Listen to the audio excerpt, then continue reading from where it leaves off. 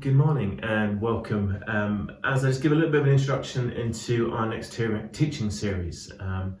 As you've seen, hopefully on Sunday morning, you've seen that we're going to start looking at Matthew. But I'm just going to give an introduction to Matthew, but also an introduction to why we're looking at Matthew. So, Book of Matthew, Gospel, one of the four.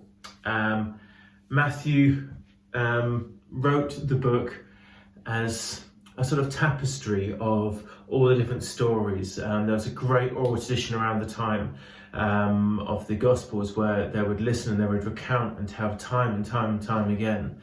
And what we find in Matthew is him putting those stories together into this tapestry that we see and we read. There's three core themes that the whole book of Matthew looks at. And it's that Jesus is the Messiah, and that Messiah was a term that they were used to. It's a term that determined that this Jesus was more than just a man. He was God. So from the line of David as well. So that gives him the credibility. This gives him the storyline that goes alongside it. But also, we see this in the theme that he was a new Moses. He was greater than Moses. And that's the second theme. And then the third is the word Emmanuel, God with us. So as I've said, Jesus not being a normal person, but actually he's God speaking and sharing our life with us. The book is broken up into quite a few different ways. So we have an introduction, we have a conclusion, and then in the middle we have 5 different groups of teaching. And that links back into Moses, so that whole theme where there's 5 books of Moses, and Matthew is cleverly using those parallels to bring us the teaching of Jesus in these 5 different ways. We are not going to start right at the beginning. We're going to start at chapter 10 in our series. So what we've missed in 4 to 7 is this announcing of God's kingdom. As Jesus is telling people how to live in God's kingdom, and we find that main bit of teaching is the Sermon on the Mount. It's very practical of how we should live today. 8 to 10 talks about bringing the power of God's kingdom into people's lives. So we've seen 9 stories, but those 9 stories are 3 groups of 3, where Jesus talks about the sick, the broken bodies and those in danger, and how he brings healing, how he brings life into those moments. And interestingly, between all those different stories and those 3 different lines, we see Jesus bring the line of follow me. And he brings that in 2 times between those stories. So that's what we've missed. But I'd encourage you as we go into this series up to Christmas, and we will be coming back to it into the new year, that read the beginning of Matthew. See how God's kingdom is announced at the beginning, but then also how it's brought in. And we're going to start in chapter 10. And chapter 10 is where Jesus sends out the 12, the disciples, into the nation, into the world around him at that time. So there's local interactions. And he's saying to them, go and do what you've seen me doing. So this has been the model, now go and do it. And in chapter 10, as we start, we see this whole thing about how to announce the kingdom and then what might happen. So that's where we're going to start. The overview of the other 3 chapters I will talk about, and I'll just introduce now as we do this. And the third one is 11 to 13, and that story about how people respond to Jesus, the positive, the neutral and the negative. And then as he does those stories, he then brings some parables afterwards to look back and say, okay, this is the reaction. The fourth is chapters 14 to 20, and this is the different expectations of Jesus. Some were expecting him to be this king that comes reigning in and destroying the people that were putting the Israelite nation into oppression. It was those that were holding them and just not allowing them to be this mighty nation.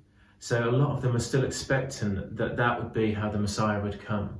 And in this next section, we see how Jesus paints a very different picture of being the suffering servant, using Isaiah and a lot of the Old Testament to talk about how he would bring in the kingdom.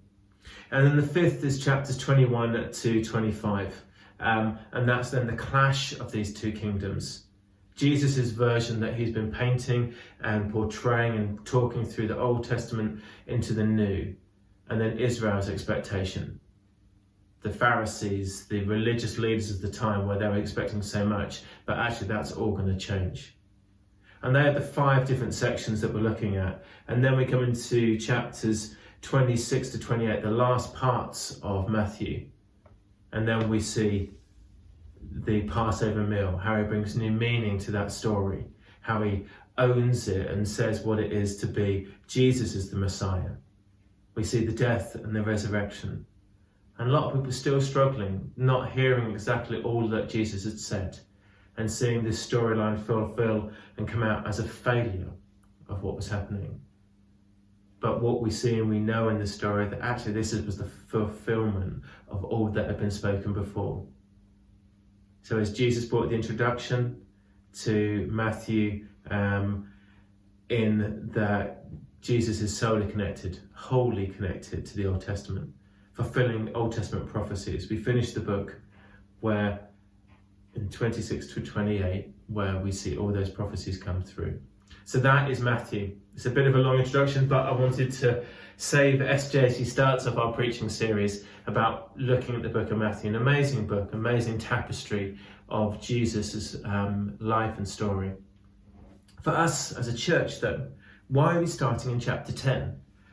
And I think it is this. It is how at this time of COVID, at this time when church is not working as we would like it to be, it's not the gathering, it's not the meeting together.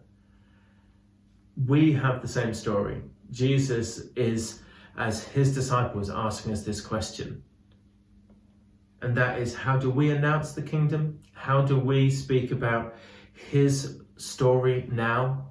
You know, what might happen to us? Our platform, our normal way of doing this is not there. But I believe God's got lots to speak to us about, and Matt and I have been praying into this over this time. Believe that God's got specifics to say to us about how we, in this time of COVID, in this time of not meeting together, how we can announce the kingdom. So we're really excited and say this will be playing out over the next few months, and it will be brought back in the next year. So it seems like a long study of Matthew, but that's what we want to bring. And in hopefully sharing this message with you now, this story, this introduction of Matthew and why we're doing it, that will help. I'm also going to put some other resources out for you as well with YouVersion to encourage you to walk through us in the story of Matthew. So there you go. Enjoy. Thank you.